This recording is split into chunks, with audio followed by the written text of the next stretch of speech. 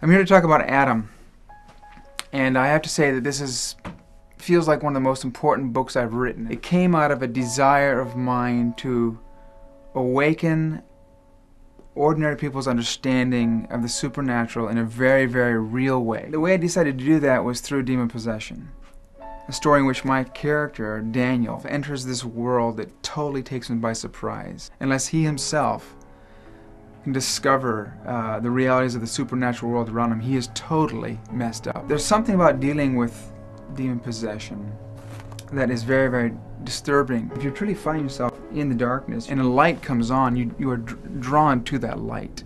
I had someone recently who read the book say, "I'm sleeping with the lights on these nights. And when that doesn't work, I'm just praying harder. LOL."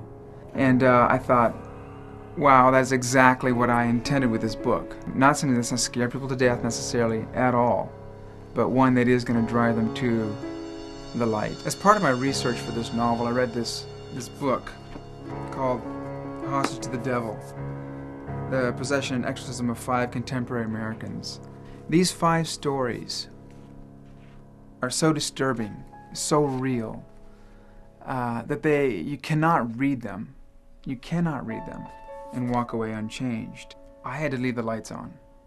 I was so disturbed by what I was reading, just because it was so real. This is a different book, but it has ultimately the same kind of appeal, and I think will appeal to the same kind of person. There's a real CSI feel to this, because the story is about a serial killer who's been killing victims, and we're trying to understand how they're dying. It couldn't just be another story about demon possession. It had to feel very, very real. It had to be rooted in real forensic science, not the church at all. What's the real evidence for this? Because if you can show that demon possession is a very, very real phenomenon that cannot be explained by psychology or by any other form of science, you go a long way to persuading somebody that they need to maybe revisit their entire worldview.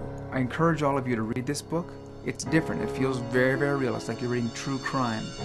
In many ways it feels non-fiction. I think it will affect hopefully millions of people who end up reading it once it comes out. So thank you very much.